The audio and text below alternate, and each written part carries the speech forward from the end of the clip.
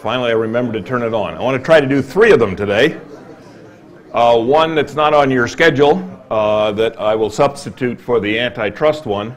I thought when I was putting together which chapters to do, I looked at which ones were likely to be the least interesting to a crowd of people who are not specifically economists. And I must say I first ditched price indexes because it's a real yawner even for economists, actually.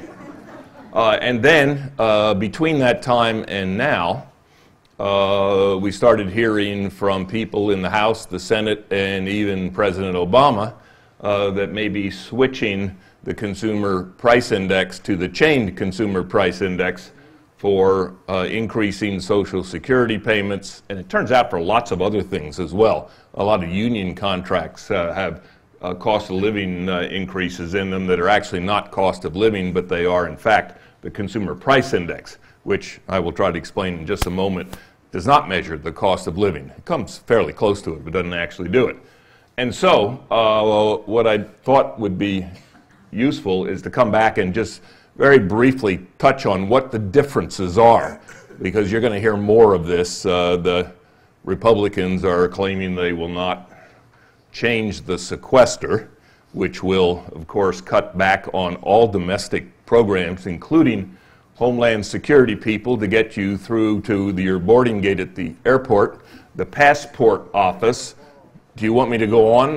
There's a lot of things in there that will be cut with the across the board that virtually everyone will object to. On the other hand, this is their club, I guess, that they have to use right now. And what they would like in return, what I would like in return too, is to actually spread the sequester, meaning that's a new word for cost cuts, spread the sequester over more different categories in the federal budget. There is a really fun website, I forgot exactly how I found it, but if you type in something on Google like federal budget categories change or something like that, and click on several of them, you can find a website that has about 50 categories in the budget and lets you decide which ones you want to cut and see how close you can get to the to a certain target of I think it's 60% of GDP for the annual deficit. And it's just fun to do, and you also start to see quickly what the problems are. Everybody wants to cut everyone else's categories, and they don't want to cut their own categories. So I'm pretty sure that cutting what are called entitlements, namely the Social Security, Medicare, and Medicaid, which together account for about 60% of the budget, is going to come up again because with 2 other categories, national defense, another big one, and then one that usually is very big but is not very big right now, interest on the debt. And if you want to get terrified, start thinking about what will happen when interest rates on 10-year government bonds are no longer 1.9%, but rather back up in a range of 5 or 6 where they were for many, many, many years before the last 5 years. That should just scare the daylights out of you because that will crowd out all kinds of other things. And indeed, unless we want to not be able to borrow at all, in which case we'll just have to decide what bills to pay out of the revenue that does come in, probably something that will have disastrous consequences for all of us. Unless we want to do that, we're going to have to pay the interest on the debt. In fact, right now, if I were running the Treasury, I would be selling, 30-year bonds. But of course, are they selling 30-year bonds? No. It's a lot of 90-day Treasury bills is how they're financing the debt. Why are they doing that? Well, because the interest rate on 90-day T-bills is virtually 0. The interest rate on, I didn't look up recently, on 30-year bonds, 10 years about 1.9. What's 33? Something like that? Yeah, really, really low compared to a long term. But if you're rolling it over with 90-day T-bills, as soon as interest rates start to go up, the next 90 days you're going to be facing a higher interest rate. I'd like to lock in 3% for 30 years. Yeah. On the other hand, if they switched and financed the T-bills that are maturing with 30-day bills, they would start having to pay 3% instead of 0%. So what's the time horizon of a politician? I'll tell you, it's not 30 years, even though I think one just retired from the Senate who was there for 27 years. That's a little unusual. And here's more myopia going to get us in trouble in the long run. Well, if you add in defense and interest on the debt, you're up in the 75–80% category of the entire budget. You simply cannot cut enough in order to get our expenses under our revenue, even if you turn everything else into zero, including your Social Security payments and Medicare and everything like that. No, excuse me, not including those, because those are in these 5 big categories. So you got to go after these 5 big categories, and one of them is things that are indexed, and one of the large, actually not one of, I think the largest, is Social Security payments. There's a lot of suggestions about how to change this. Of course, Reagan changed the full retirement age. Mine is 66 in some months. A lot of you might have had 65. I think my wife's is 67 and something. It's been going up for 30, 35 years, a month or two a year, something like that. And slowly going up to, I think 67 is the equilibrium, or the resting point on that. This isn't going to have much of an effect at all. There's almost no effect. Because half of the people start drawing Social Security at age 62. It's about 45%. Really remarkable number. How many wait to age 70? 5%. So you have 95% drawing down before age 70. What is the effect of the full retirement age? Well, all that means is that your Social Security payments are not first taxed at a 50% rate if you're still working. If you're still working, doesn't make any sense really to take Social Security, because first you'll lose 50% of it, and then the remaining 50% is taxed at your marginal rate. So it is true, as your full retirement age goes up, there will be some encouragement of people at ages 65 and 66 who are still working to not draw Social Security.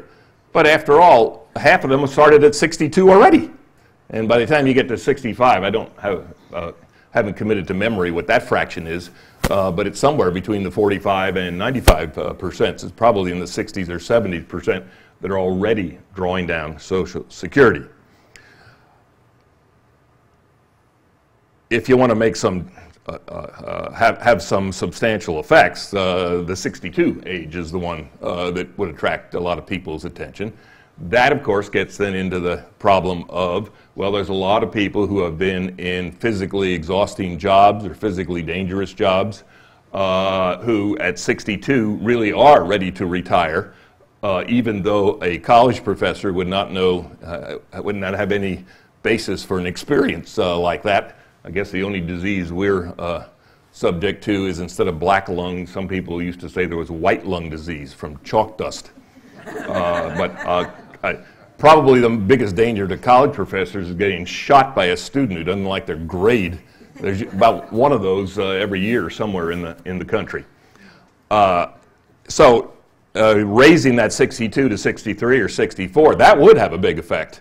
On the other hand, you'd have the TV networks showing people who are just physically exhausted from their job, unable to work beyond 62, who are suffering. On the other hand, if that's true, then there must be some actually at 61, 60, and 59 who are in the same circumstance, and so then why don't you make a case for going the other direction?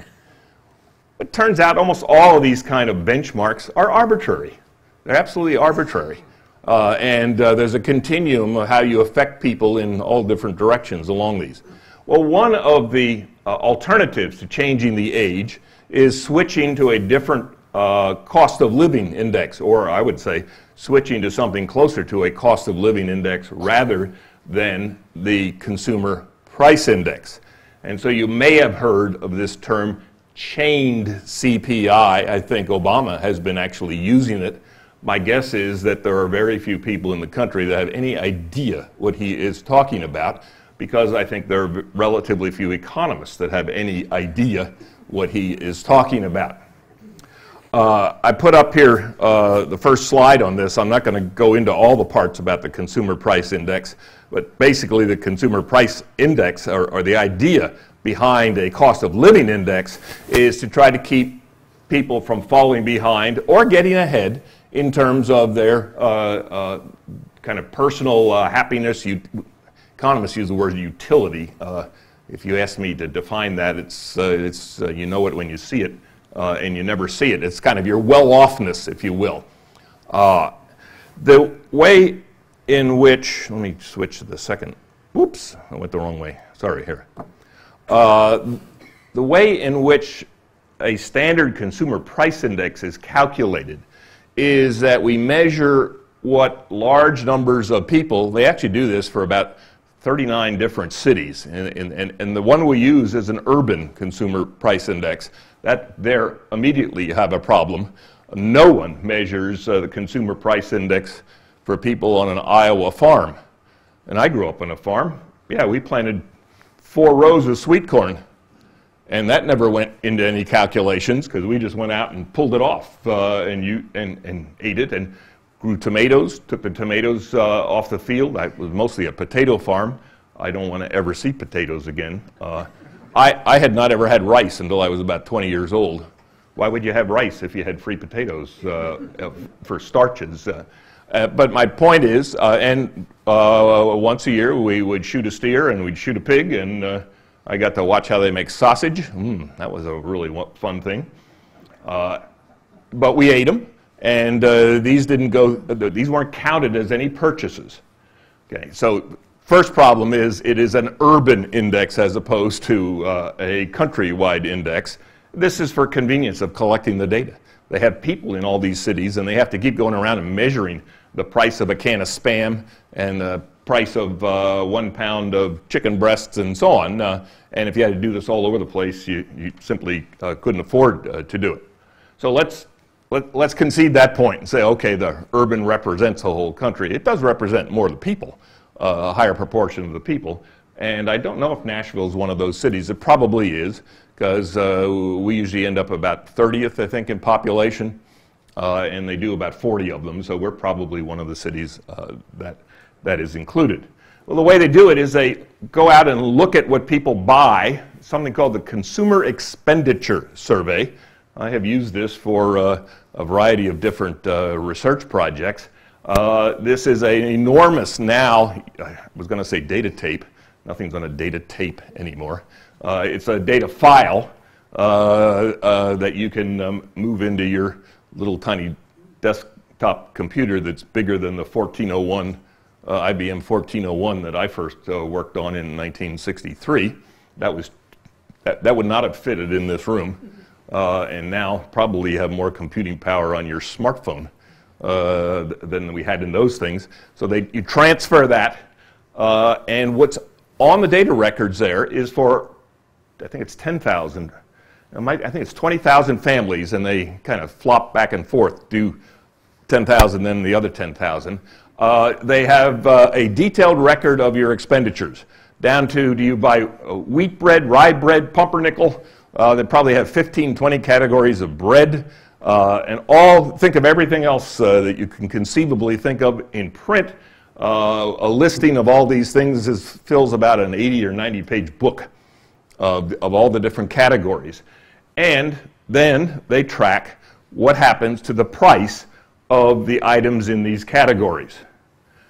They find out first, let's aggregate it up to the United States, how much we spend on bicycles, on automobile tires, on toys, and so on. And then they will ask, what are the prices of these items on January 1st, 2010? And then they'll ask, what are the prices of these items on January 1st, 2011. The prices usually go up, not always. There were a few years very recently where they went down, and that's why those of you who get Social Security payments didn't get a raise for 2 years or 3 years. I think it was 2 years, where they actually don't lower the payments. If they were really trying to track the consumer price index, they would have lowered the payments, but that's, I guess, politically not feasible. But instead, you got zero, and it didn't go back up again until the prices had recovered enough to get higher than they were at the starting point. So even though prices went up, I think in that second year, there was a zero raise in the Social Security payments because they were just making up for the price decline in 2009. Now, you can't just look at how the prices change. The price changes in food would be more important to most people than the price changes in automobile tires, and that would be more important to most people than the price changes in, say, automobile registration fees, just in terms of the volume, the total amount that you expend on them. And so each of the price changes of the individual items is weighted by the expenditure on the different items. Thus, instead of calculating an average price change, suppose you had 2 items and saying, okay, the one went up 100% and the other went up 50%, so the average was 75%. They don't do it that way, because the one that went up 100% might have been food, and the one that went up, what did I use, 50%? 50% might have been driver's license fees. Well, you spend a lot more on food than driver's license fees, and so your average cost of living, in this case, probably went up 96, 97%. Not 100, because the driver's license was part of it, but not 50%, because the driver's license wasn't much of a part of it. Okay. Now, that's the simple, there are different kinds of price indexes. The most natural ones for people to think about are ones that report a percentage change based on the original values. Like in my example, January 1, 2010. There are another set of price indexes that report the change based on the values at the end of the process. And just to give you an example of this, if you ask me what's the markup on cars, on automobiles, and I'm told that the dealer paid $20,000 and they're charging $22,000, I would call that a 10% increase. But if you're, at least historically, I've not ever checked this in the last 30 years, but if you're a long time ago, a furniture store, and you bought an item for $100 and sold it for $200, they wouldn't call that a 100% markup like I would, 200 minus 100 over 100. They would call that a 50% markup, 200 minus 100 over the final value of the chair on the showroom, 200. Okay. It doesn't really matter as long as you know what it is. That's the catch, as long as you actually know what it is. And the first example I gave you is for sure the most common. But it's not the most common among economists. Most of our changes are calculated relative to not the original value and not the final value, but an average of them. We very frequently use a measure of how much more do people buy of a product if you were to lower the price. We call that an elasticity. The idea is it's somewhat flexible. What we want to know is, what is your response? How much of a response in buying do you get for how much of a price change? And particularly with the elasticities, we're always using the midpoint. Actually, when you try to measure changes for a small change, it doesn't matter, because the original value and the final value are very close together. The middle value is also very close to the other two, and we do a lot of these changes for little tiny changes in things. Now, what the chain price index does is, instead of using just the original price and the original quantity, it averages them. This is not quite true, but to explain it, I'm going to use it as an average. It averages the original price and quantity you bought with the final price and quantity you buy. They actually, for those of you with a technical background, use a geometric mean, and let that be the last I say about that, because it's not the main point here. But let's think it through as an arithmetic mean, and how it affects it. Suppose you have, I don't know, steak, filet mignon, and chicken. And we start out that the filet mignon, you buy a certain quantity a year. It has a price in the old CPI, or the CPI-U, if you look it up on the government statistics. The U is for urban. They would calculate the expenditure weight times that original price, and then they would look at the price at the end of the year of filet mignon and multiply the price change times the original amount that you bought. That's the key here. Now, what the chain index is going to do is it is going to use the average of what you bought at the beginning and what you bought at the end. What you bought at the end is not involved in the CPI. But suppose the price of filet mignon over the last year quadrupled and the price of chicken didn't change. What do we suspect might have happened here? A lot less filet mignon is purchased and a lot more chicken is purchased. If you use the old CPI, or not the old one, the one that's on the internet today, if you use the regular CPI, what will happen is you will get an increase in the consumer price index that is based on how much filet mignon you bought a year ago. But let's exaggerate to make the point. Suppose you're not buying any now. You're not buying any. And suppose further you switched over to chicken when the price of the filet mignon went up just a tiny bit because you think chicken is almost as good as filet mignon. Suppose it went up 5% and you said, whoop, out of here, I'm not buying any more filet mignon. You switched over to chicken. So that kind of indicates that your benefits from the two are almost the same. But the price of filet mignon kept skyrocketing, and in the CPI, it's reporting that your cost of living is going way up. Well, you haven't bought any of that stuff. You haven't bought any of that stuff. Now, it is true, if you had kept buying filet mignon until it almost quadrupled, I think was what I used, and then switched over to chicken, well then, even though you're buying the chicken now, that suggests that chicken was much inferior to you, to the filet mignon, because the price had to go up a whole lot. And indeed, in that case, the increase on the filet mignon does pretty much reflect what has happened to your cost of living. Now, what the chained index does is, instead of basing everything on how much you spent at the beginning, it averages the beginning and the end. And so, how do we deal with the people that switched immediately versus the people that switched only when you got close to 4 times as much?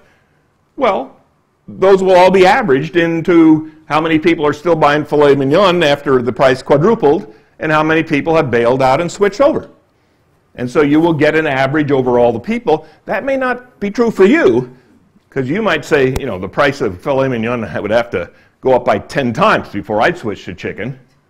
Okay, and that may not be true for you, but on average, which is all the CPI is, an average, that will better reflect what's actually going on. Now, as I said, they also use a geometric average that does something else, but that's not the main point. The main point here is if you use an initial period base expenditure weight and people are allowed to substitute away from things that get relatively more expensive, you will end up overstating the consumer price index will overstate the cost of living. In fact, economists have taken great glee in formally proving with mathematics that in fact this cost of this CPI based on the original weights is the maximum value of the cost of living going up. Of course, you could also do the whole thing based on the weights at the second period, and that one will give you the minimum of what is truly a cost of living increase. Yes, sir? Is gasoline included in your computation? Oh, I'm sure it is, yeah. Okay, so. Well, almost everything. Oh, but that raises a great question. Radnor Lake is not. So what happens if the governor says, oh, I know what I'm going to do. I'm going to raise driver's license fees this year by $10 a person.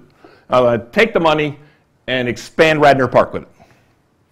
Well, that's going to show an increase in the consumer price index, but that's it. End of the story.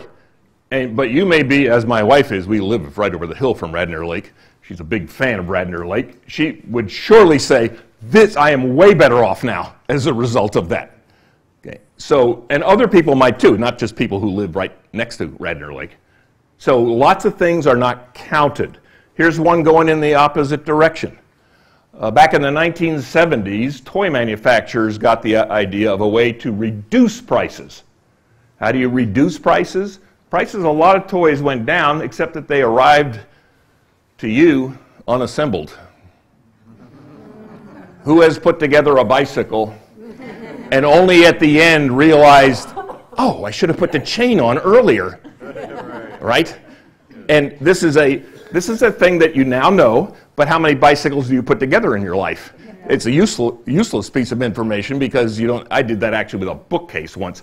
I spent 4 hours putting a bookcase together. At the end, I realized there was something I should have put. I had to put in before I did all the rest of the work. So, and I don't have a power screwdriver, so take them all out and so on. So what happened with the toy manufacturers is it looks like the prices are going down. They weren't going down for me. If you are a person who likes to put things together like that in your house, and you like to get tables and assemble them yourself, you might consider that a positive thing and fun. That wasn't fun for me. And so, but in the consumer price index, there was nothing that had the extra cost of lost leisure time putting together toys on Christmas Eve in there. So there are lots of things like this. And the CPI only measures, and this is how I'm playing off your question, only measures what is in the list. And there's lots of valuable things, and there's also lots of costs that aren't in the list. Well, my point would be that retired people, if you have a major rise in the price of gasoline, retired people are more likely to respond by using less gasoline, while employed people usually don't have that flexibility. That is correct. So if you take an overall consumer price index, you kind of reward and you increase your Social Security accordingly, you're kind of overcompensating for the retired people. Yeah, that's correct, yes. And there'll be a lot of other things like that. Having long worked at Vanderbilt, some of the administrators there tend to use what is called HEPI, the Higher Education Price Index.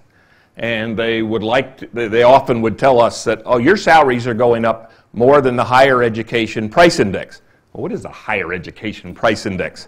It's a price index that has in it the kind of things that a college or university buys, such as books for the library, paper, construction for buildings, and so on, and would weight in there very heavily, and faculty salaries.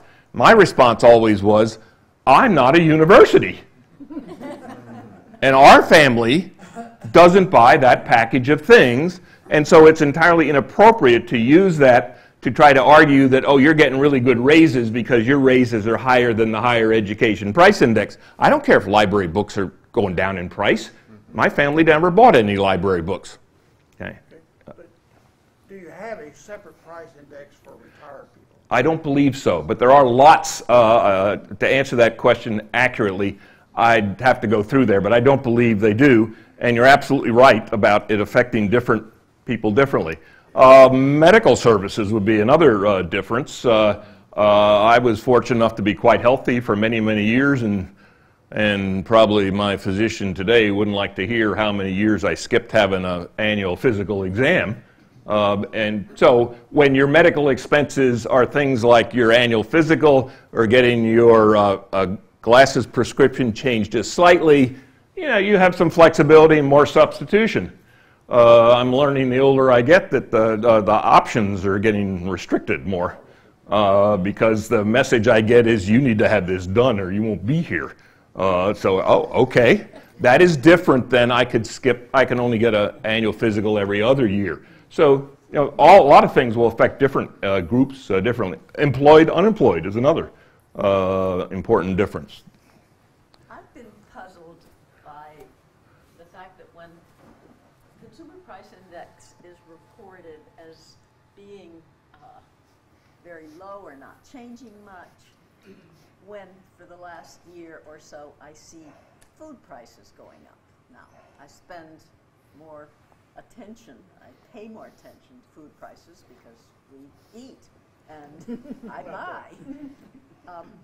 And I often wonder, what is it? If everything I'm buying has gone up in price, it's not huge amounts of money on every object and even in the total, but then what's affecting the... Well, I believe sort of similar to the same question of do we have separate categories for people of different ages.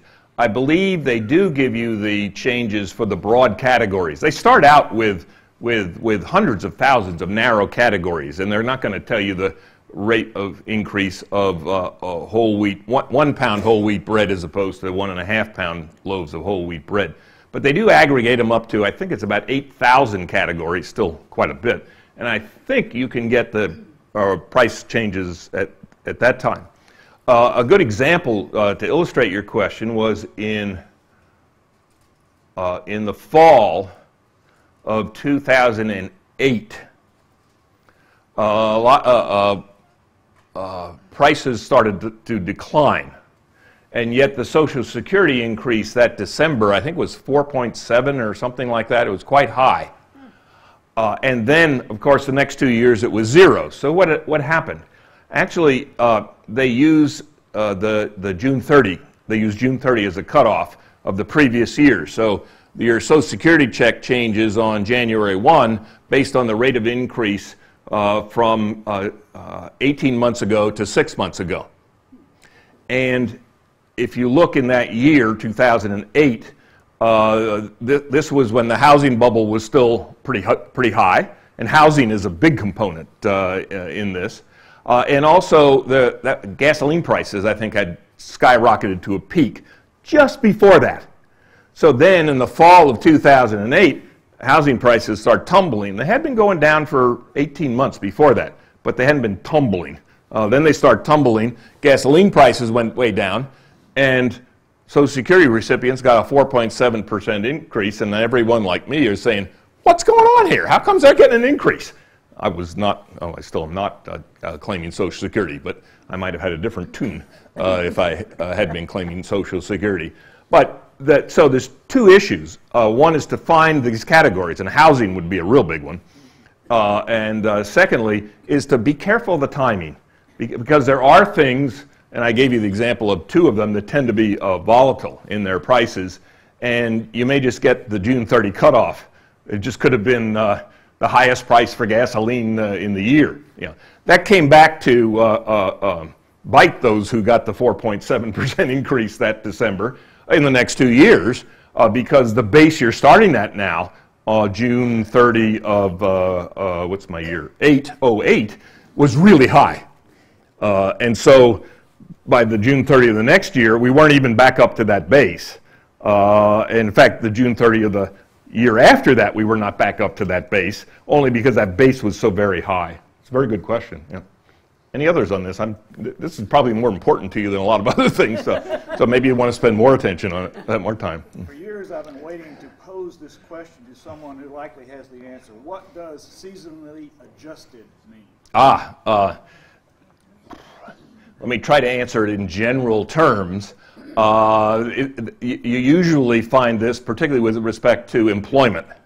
A lot of you are aware that stores will hire a lot of people from November 15th to maybe January 5th. They keep you on for returns, but these are mostly high school kids and often college kids out of school for the break and so on.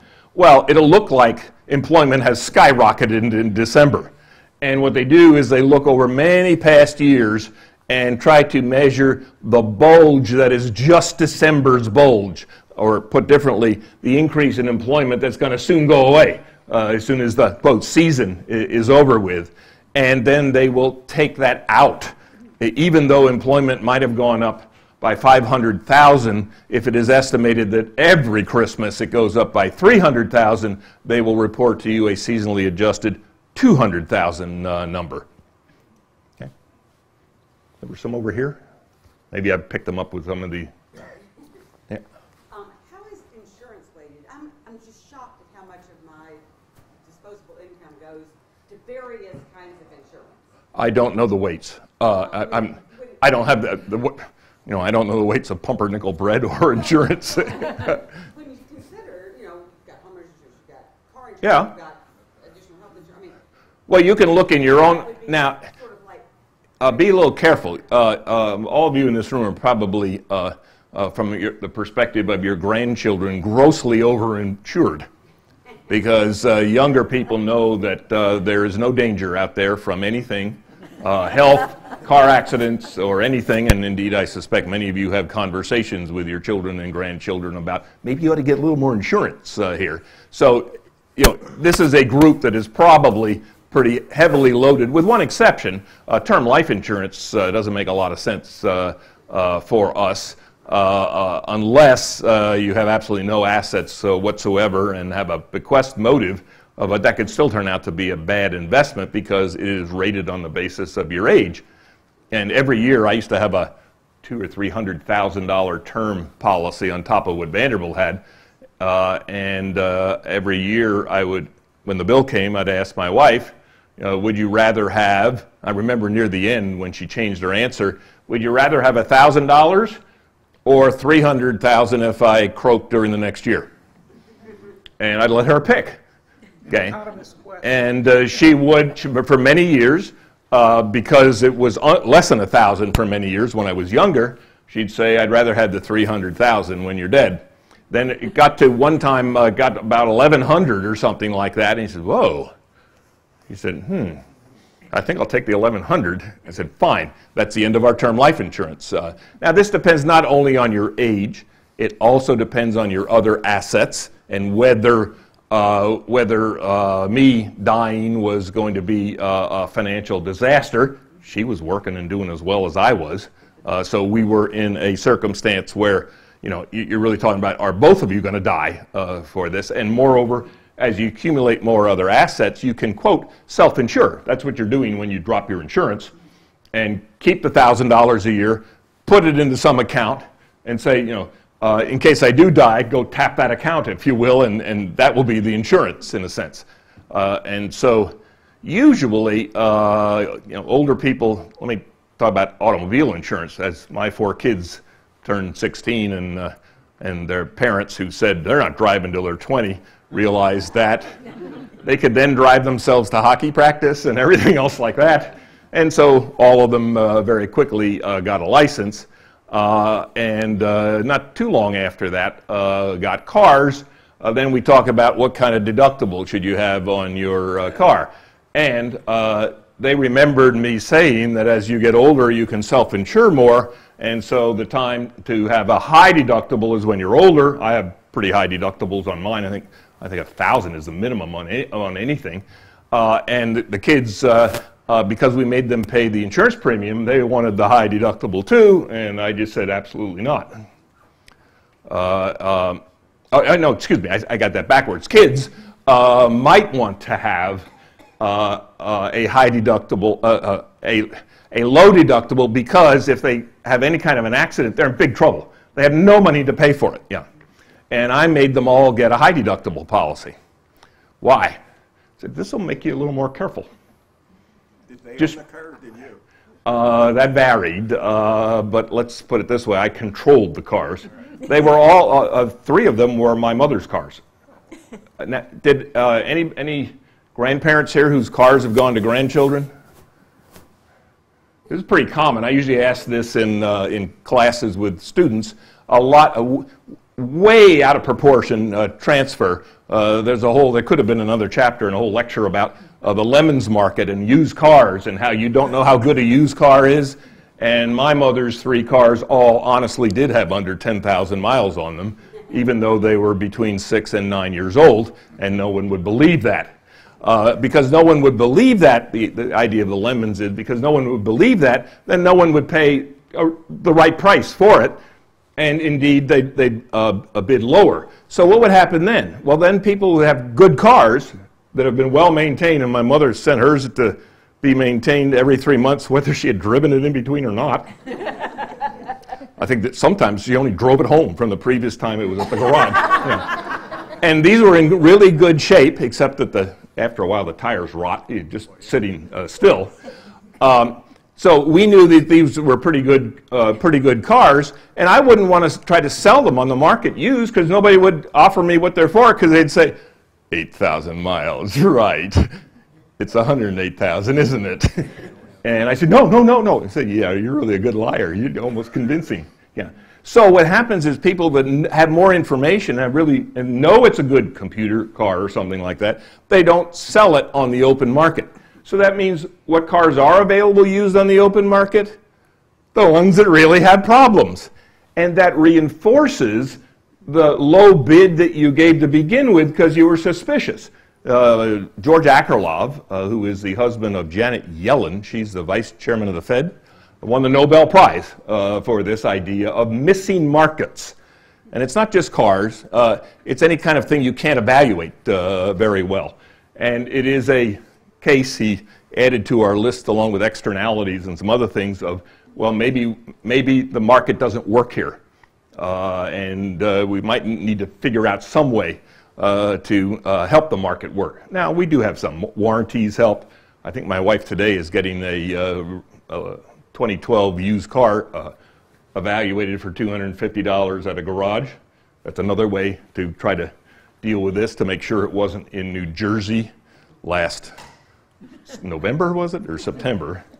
That's my biggest fear. It was parked in New Jersey and was underwater.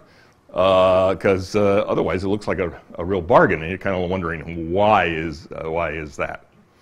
Well, I kind of got off the subject, but that was a whole nother lecture in 1 minute. Is debt or cost of debt in the calculation? Your interest payments, which is for a product. So not if you owe $10,000 and pay $100 on that each year, it's the 100 that would be in there, not the 10,000. So it is in the CPI? Yes, because the product you bought is the privilege to buy something today instead of tomorrow. You have bought the change in when you make your expenditure by borrowing, yeah. But the debt isn't, because the debt is actually in there. I don't know, if you say you bought a car on your credit card and that's why you have the debt, it's the car when you bought it that goes in there. So in a sense, to answer your question kind of technically accurately, the answer is yes, but it doesn't have anything to do with the debt there. It's the item that you purchased to get into debt. Well, my real question in the back is, your money goes farther when you don't have any debt. So if the CPI is calculating how far your money goes, if you have no debt versus if you have debt, it goes a lot less farther when you have debt. Well, it all depends what you mean by a lot less further. If you're a teenager that needs a car right now, and I emphasize the word needs because economists don't ever use that word. We don't believe there are needs. There are only wants. Okay? And now there are some things that are almost needs. Some life-saving medical services and so on get close to that. But mostly it's wants, although every teenager will tell you they need a car. They don't want a car. Moving up when you can have that does provide them with some value. Yeah. And that's what your debt is buying. It's the change in the timing of things. You can actually go the other way around. If you have no debt whatsoever and a lot of say you bought a lot of bonds, what you are doing is getting paid for your patience. Because you loan money to other people, or one of our kids owes us some money. And so, while she wanted to go to get a master's degree sooner than sitting around and working till she made enough money to pay for that.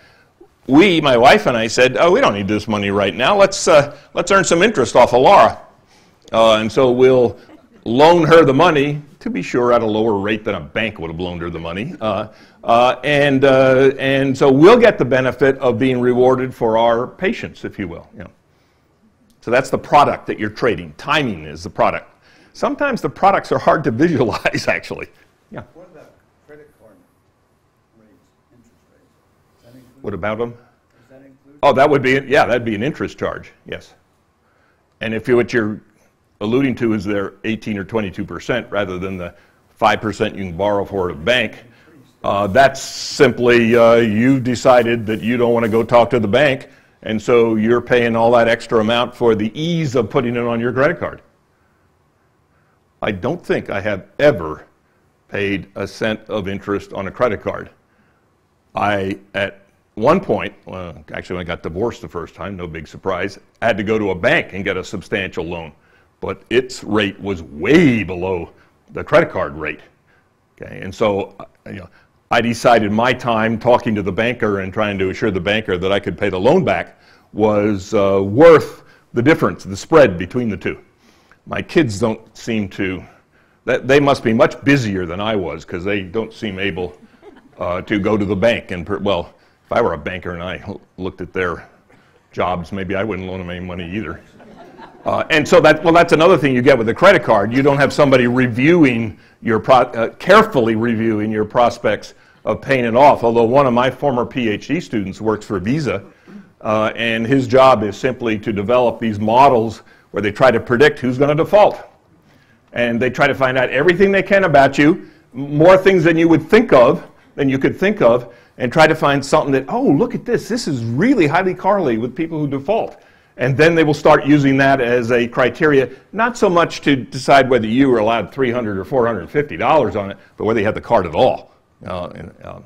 So they do stuff like that. Yeah, I'll come here next. Maybe the question they're dancing around. I recently bought a car at 0% interest. Yeah, maybe. That car 5 years ago, it would have been 7% interest. Yeah. So is the CPI, you look at that difference in price and say, oh, everybody's getting really low loans these days, let's lower it. If you look in the categories, it will probably be as you suggested. But I would argue you didn't get it interest-free. What you really did is they moved it into the price of the car. Now today, that interest presumably is so low that it probably didn't raise the price of the car very much. Yeah. But kind of the parts, when they have flexibility of charge you for the undercoating or the interest, and so that's why I always buy a car one way, cash.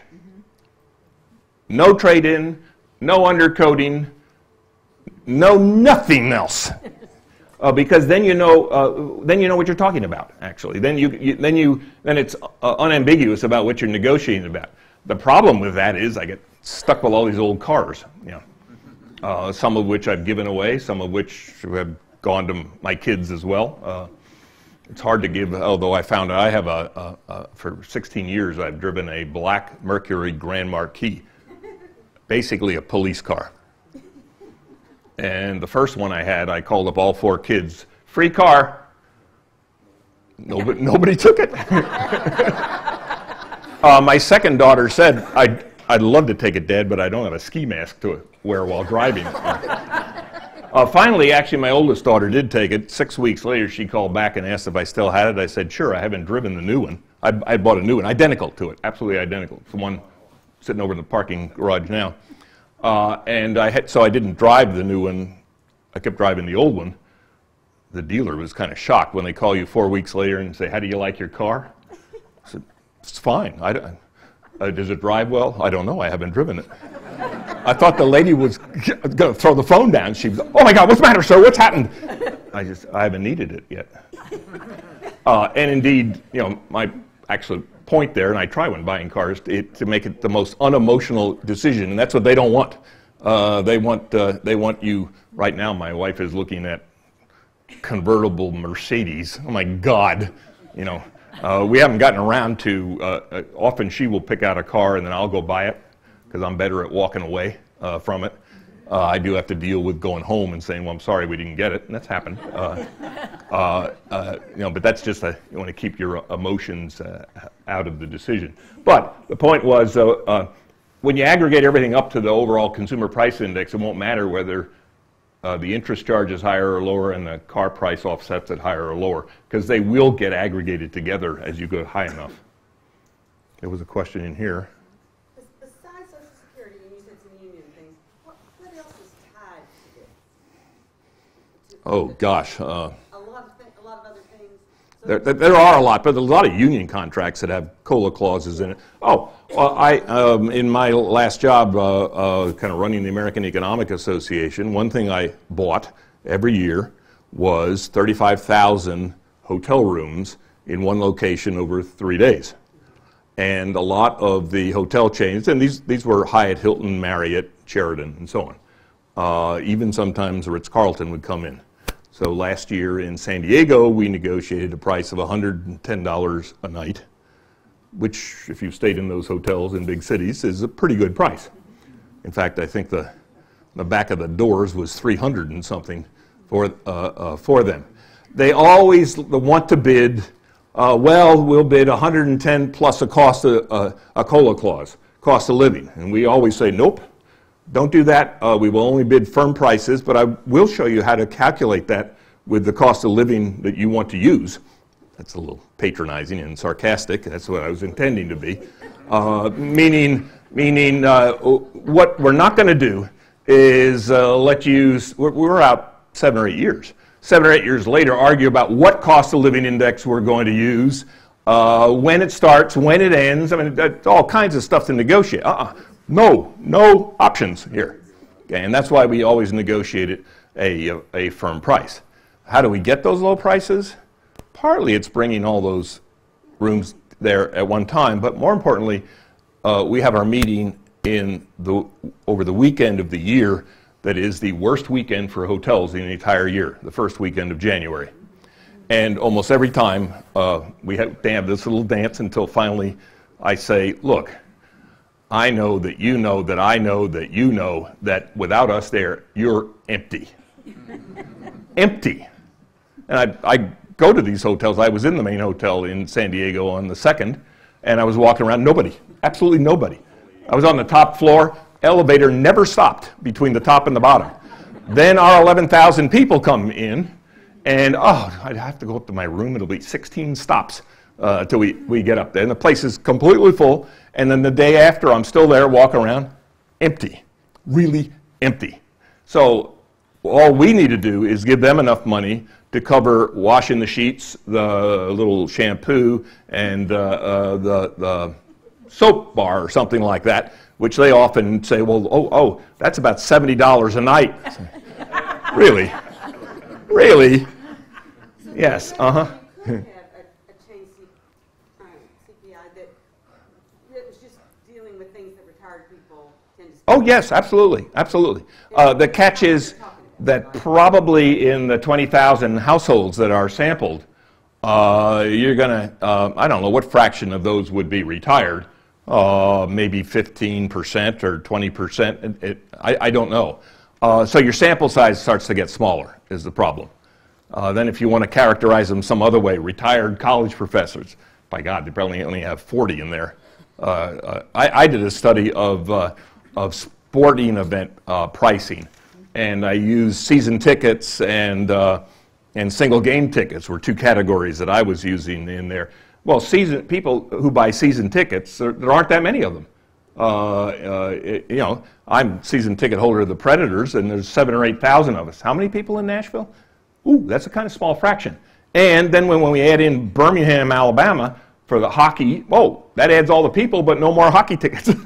And pretty soon you see it's a really small fraction. Then you get into the risk of the sample's too small. I may have some really idiosyncratic consumers in there. Well, but I mean, if this is a bigger part of the budget, it would make sense to, since Medicare, Social Security, would be chained to it, to have it actually.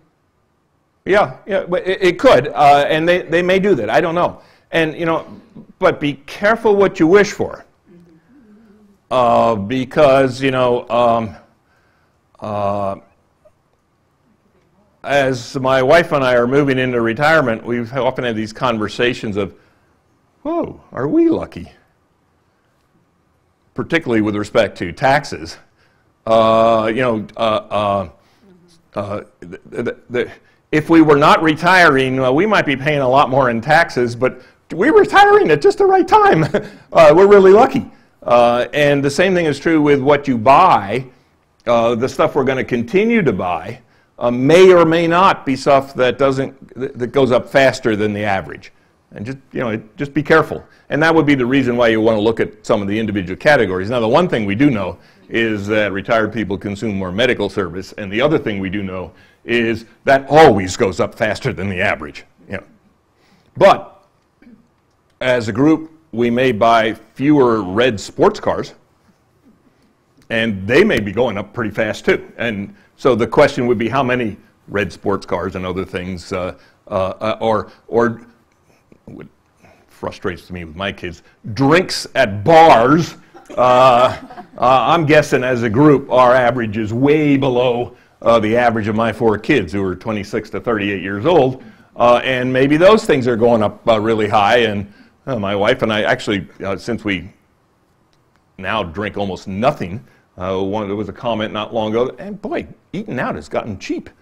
And she's the one that said, yeah, well, if you don't have 2 Manhattans first, it's a whole lot cheaper than if you do. And so depending on how your consumption bundle changes and what things are going up, you may be better off or worse off. Quick question, is the sample group they use for something like CPI a design sample with X% retirees, X% college students, or is it random?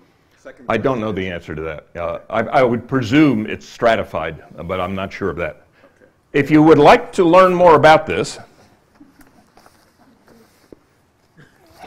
introducing the Chain Consumer Price Index.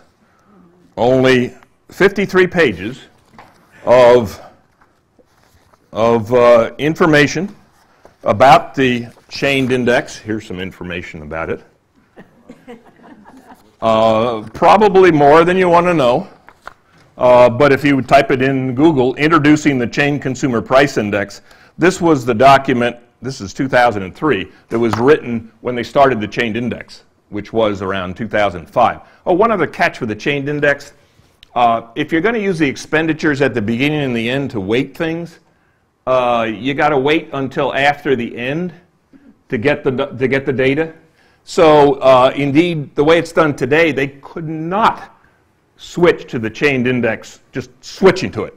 Because the chained index, they do give you an estimate right away, but they revise it quite substantially when they get the actual data. And right now, it's about 14 months lagged. The change in the Social Security payment is 6 months lagged. So there would have to be something else done to change this.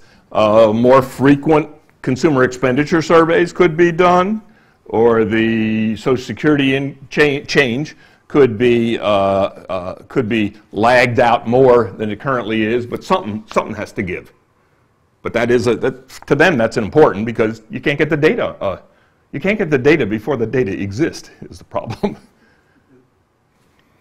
Yeah. Are these little tweaks going to save Social Security's stability? And it turns out something like switching to the chained CPI, which I would argue and is more like a true cost of living index, but it will reduce your increases. It turns out things like this make an enormous difference. And the argument for them, and the reason I'm for it, and in 2 years I'll be on Social Security too, so here I am arguing for lowering my payments, because this is something unlike the change in the years when you're eligible, you have to give a lot of lead time to that for people to plan. This is something they probably could institute fairly quickly. Probably wouldn't be next year, but pretty soon. But the main argument is that it really is a truer index of the cost of living change. And secondly, what I'm more interested in is that it's sort of a slow lead time way to avoid what is going to happen at some point, which is we simply can't pay the bills. And the people in China are going to say, nope, we don't want to loan you money anymore. In fact, we want to call all the loans because we've been tired of postponing our consumption. Now we're going to consume.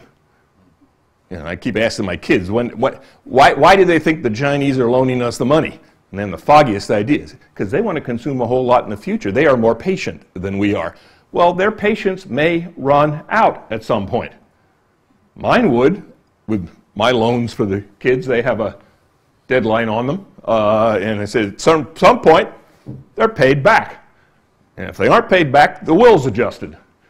So they will be paid back. So you have no, I'm a banker in a strong position here because there's other transactions that can be adjusted, which is a reason I can charge a low interest rate. Yeah.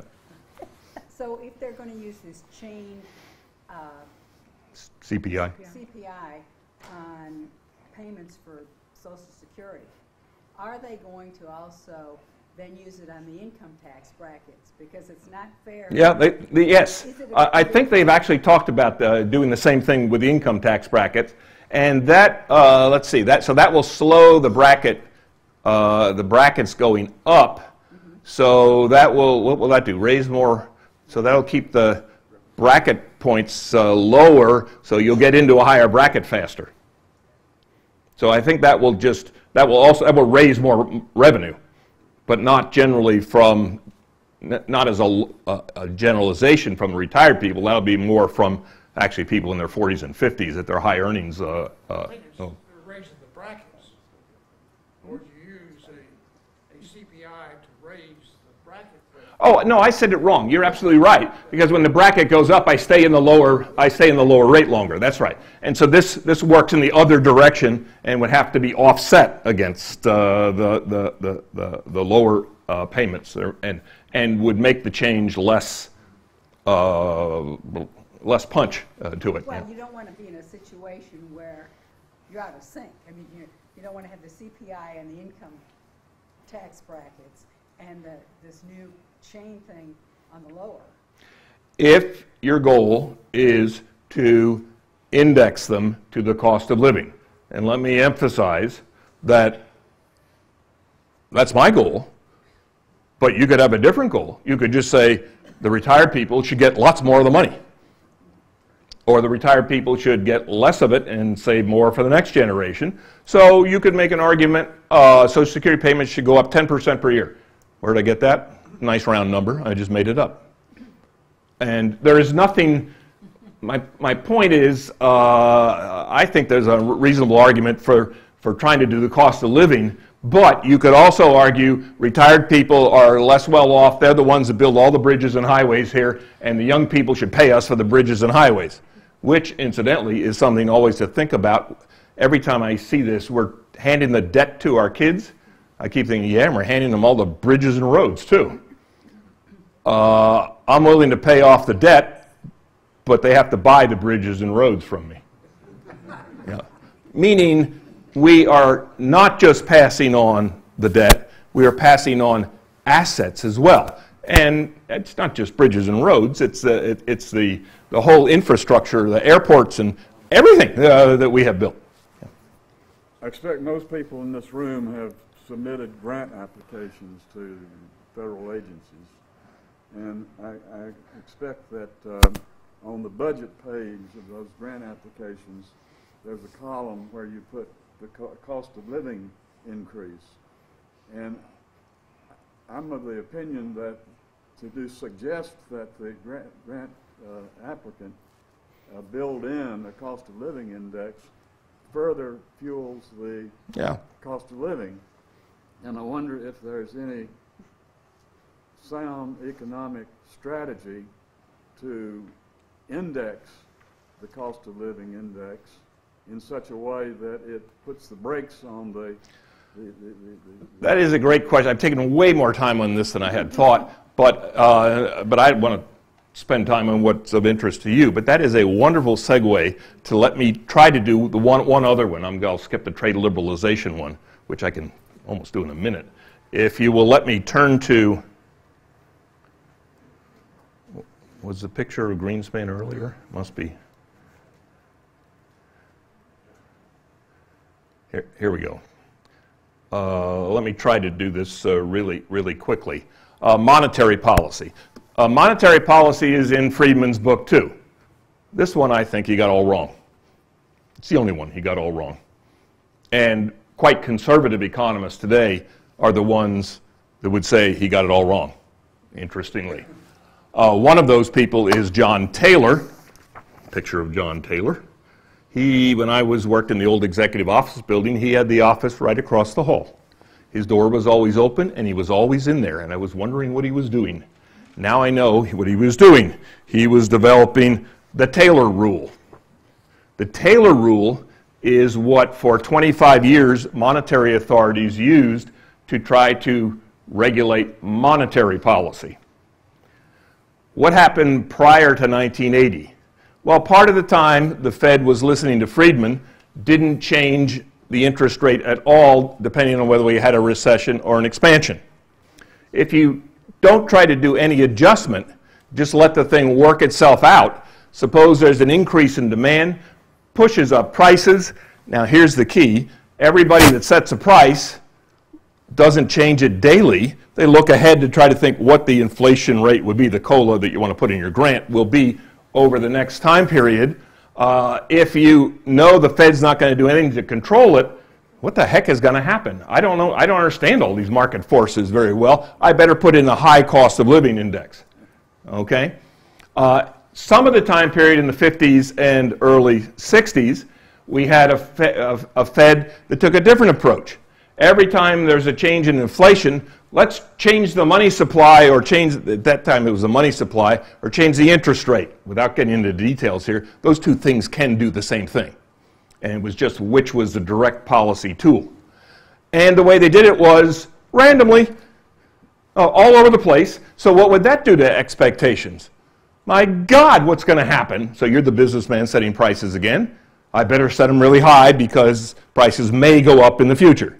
So you had these two features, whether they were holding the interest rate fixed as Friedman wanted, or it was fluctuating all over the place. Both of them were leading to a lot of uncertainty.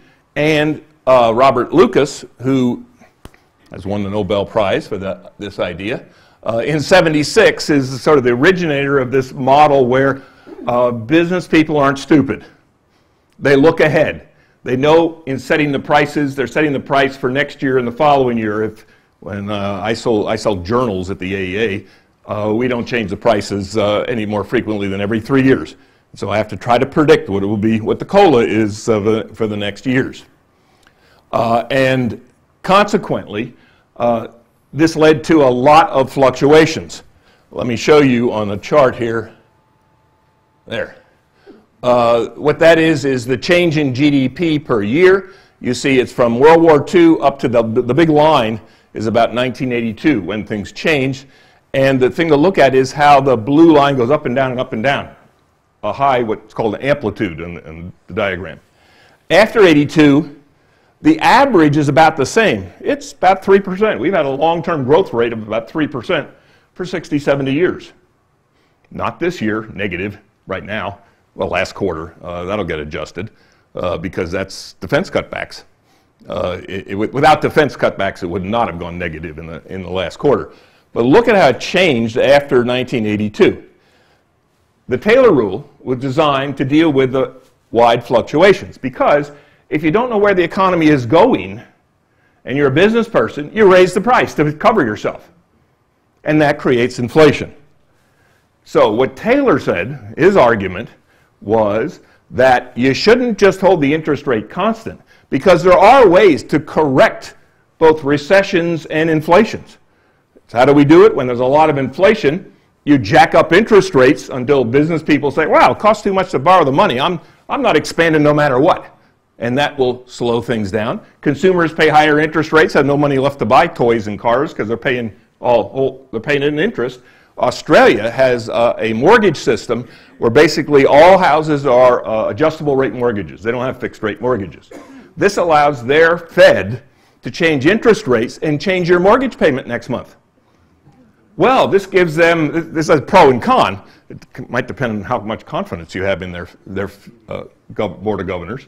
but it also gives them a lot of control over spending, and they can do much better than we can sort of dampen an inflationary period or lower the payments to encourage spending of consumers during recessionary periods. Okay. So what Taylor argued was, don't hold the interest rate constant. This was blasphemy to Friedman followers, but all of the academics on this side now are Friedman devotees, except that they think this is the one where he got it wrong. They say you need to try to adjust for recessions and inflations, but, the but is really important, don't do what we were doing before, which is, willy-nilly, moving the interest rate all over the place, frantically flailing about trying to do something. Do it according to a formula. And the Taylor rule is a formula that basically says when expected inflation gets above your target, and right now most countries, this is being done by 25 to 50 countries now, they target about 2%. When inflation is above that, okay, then you want to raise interest rates to kind of slow down the inflation, but you raise it actually, in the formula, you raise it a half a point more. It's a 0.5 in this equation, a half a point more than the expected rate of inflation. When it goes the other way, you're in a recession, you want to lower interest rates by a half a point below. What's important about this? It's not whether the formula is correct. It's that there is a formula. And if it is followed, then you, the business person, can look and say, I know what the Fed's going to do. And you won't have this, oh my God, everything's happening here. And indeed, the argument is that this will reduce fluctuations. And the real key is the average growth rate would be a little higher. And it is a little higher because you want to get more investment. Investment is the key here. And look at that, it really did work. However, note that John Taylor wrote the chapter in the book, and it ends in 2007. Anybody have an idea what happens the next year? Now, Taylor, there's a huge negative, actually, there's big fluctuations the next few years because as you've been hearing with the last quarter turning negative by 1/10 of a percentage point, it went way down. But by the second quarter of 2009, we were out of the recession. You're thinking, wait a minute, I thought things are still glum. Right. Recessions have to do with changes, not levels. We can be mired in a slumped economy, that's a word these people like to use a lot, slump, and still not be in a recession because things are getting better. Not much better, but they're getting better. And they have been getting better since the second quarter of 2009 until the last quarter of 2012. And we'll have to see whether if you take the defense cuts out of the last quarter of 2012, it doesn't go negative. But if those defense cuts are going to continue, which the sequestration would, and you don't want to call them a special circumstance, then we might go into what the National Bureau of Economic Research will label another recession. That's 2 consecutive quarters of negative. They also revise the numbers, so this minus 0.01, this is only January. They will be getting lots of revisions of the numbers in. So let me do, because I'm almost out of time, and I want to kind of make sure I hit most of this. So the red there, thus future inflation affects current price decisions, and if people think there's going to be a lot of inflation in the future, they're going to raise the prices, and then what will there be? Inflation in the future. Oh, what a surprise. So how did we break this?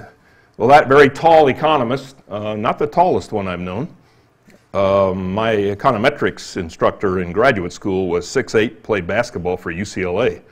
I'd like to say during the John Wooden era, but it was actually just before that. This one's 6'7". He decided that the rampant inflation going on in the late 70s was just leading to horrible investment decisions. Basically, business said, pulling back everything into my vest, I'm not doing anything. Who knows what's going on here? So we had to break the back of this. Volcker for that reason alone, sort of a business reason, decided he was going to engineer a recession, a severe recession, and he was going to wring this inflation out. He was going to get it to the point where it was such a recession that nobody's buying your products. There's only one way to sell them, lower the prices. Stop increasing the prices. It had nothing to do with economics. But the next step, which is what replaced the willy-nilly wild gyrations, did come from the Taylor rule. And they started applying the Taylor rule, which, and here's another important change. Before this point, the Fed, everything was secret. Don't tell anybody what we're doing. Because if you tell them what they're doing, they'll probably be able to manipulate things and work around us. Now, entire opposite, transparent. Transparent. Lots of, the minutes are out quickly, lots of statements. The Fed writes little essays on what we're going to do because we want you, maybe not you, but the people making big investment decisions today to know what to expect in the future. And we want them to know that we are going to get the damn inflation rate to 2% no matter what. So when you're setting your prices, don't start thinking, as I would have when I got my first mortgage, I think it was 16%, and I thought it was a good deal. This was in the mid-1970s. My kids just look at me like, 16%? Are you kidding? I said, yeah, but we were getting raises of 16% too. So if you know the interest rate is going to be 2%, then people won't start adding a whole lot of price increases in for the future, and it will in fact control inflation. And thus, and then here's the punchline, with inflation controlled, you won't have as much uncertainty. Business hates uncertainty. Hates uncertainty. What's Congress given us in the last few years? Nothing but uncertainty.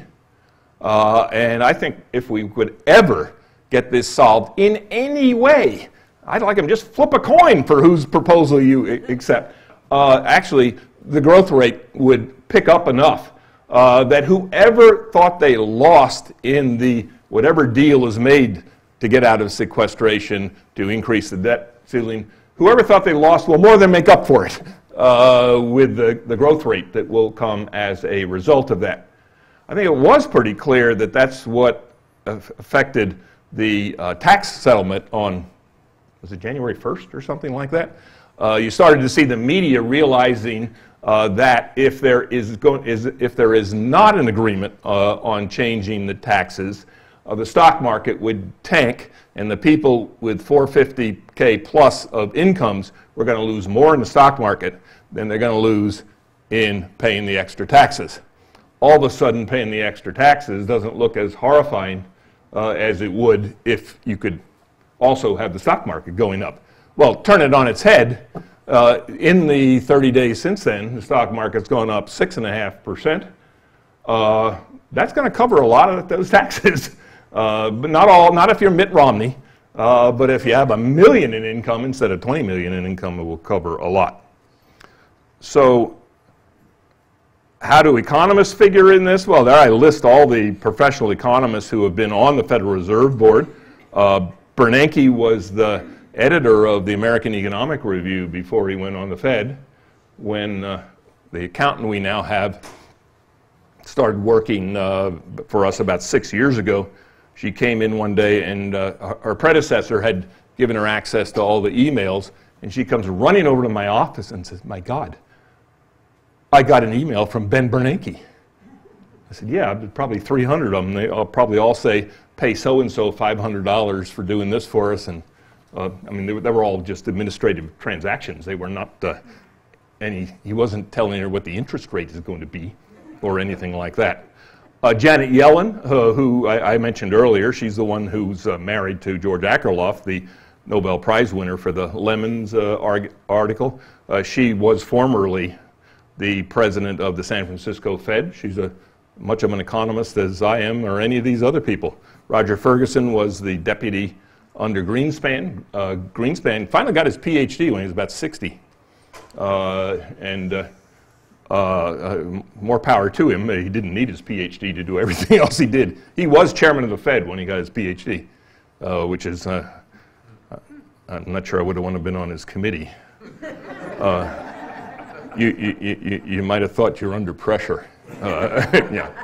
So you did get reduced volatility. There's the picture. In the chapter in the book, there are about 16 more pictures just like this of other countries.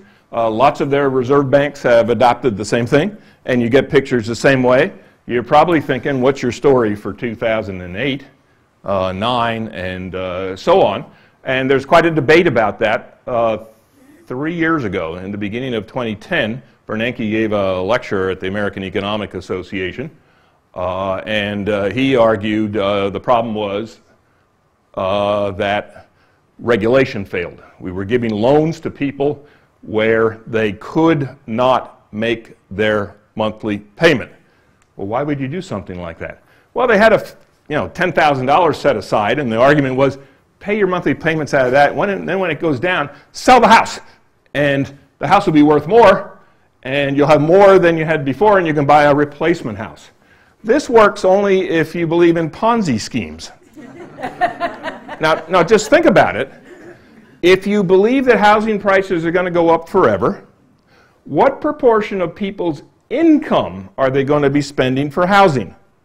The only way that doesn't get to 100% is if you think their incomes are also going to infinity. Really? Really? Not going to happen. So, in retrospect, it's kind of obvious what's got to happen here at some point.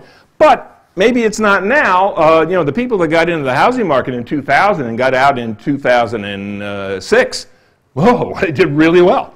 If you waited another 2 years, you didn't do so well. So Bernanke argues a lot of it had to do with regulations and excessive risk-taking with other people's money, and I'm sure you've heard all this on television many times. Taylor has a different picture. 2 days after Bernanke's lecture, a full-page article in the Wall Street Journal, op-ed, saying it wasn't regulation, it was they didn't follow the Taylor rule. Who wrote this? John Taylor. And his argument is in Greenspan's last years, they weren't setting the interest rate correctly according to the equation. And indeed, it was too low. I don't know if you recall, there was, interest rates have been low for what, almost 8 or 9 years, 10 years even now. There was a little uptick in the middle there, but not much of one. And so he argued they blew it because they didn't follow the rule. Okay. Well, this debate goes on, and we're never going to get the two of them to agree. Bernanke, incidentally, doesn't like that answer because while he was not chairman of the Fed then, he was a member of the Board of Governors of the Fed then. There's only 7 of them. Okay, so he may not have had the power and influence that he has now as chairman, but he had 1/7, or actually 1/12. 5 of the presidents of the regional Feds also are voting members of the Open Market Committee that makes those decisions. So I think I've actually covered that pretty well. And since the last time I took a course in money and banking or monetary economics was as an undergraduate sophomore, I don't know anything about this stuff. And so a lot of what I've just told you is actually over the last week reading a whole lot to get refreshed on it. So that leaves us, we're done for today. That leaves me with 3 to do and only next time to do them. I may try to do them. The 2 I just love doing are the military draft. How many men in here had a draft number, the lottery?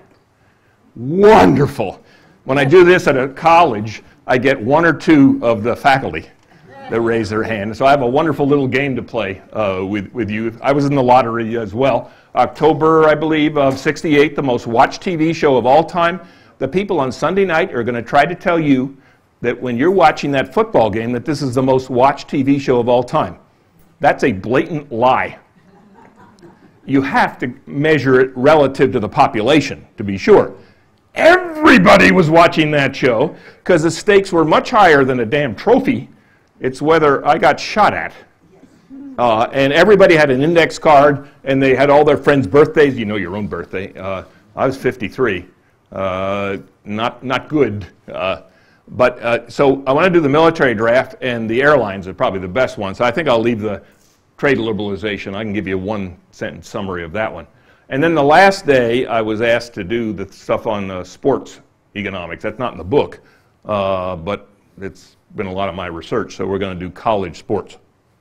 Yes, sir? Could you take a few minutes in the next sessions that you have to discuss the difference between China buying our debt and QE, quantitative easing, debt buying our debt? Well, the quantitative easing is just the money's sitting in our banks. Nothing's happening. There's a thing called a liquidity trap in economics. So we're in the liquidity trap of you can't get them to invest anything partly because of the uncertainty. Congress, do something, anything. Do what I most dislike, please. So that and do it and set it for 10 years. Not 3 months, for heaven's sakes. And the amazing thing is there's a lot of uncertainty, all by itself. And so what do? We decided to add a lot to it, self-inflicted. Thank God. See you next week.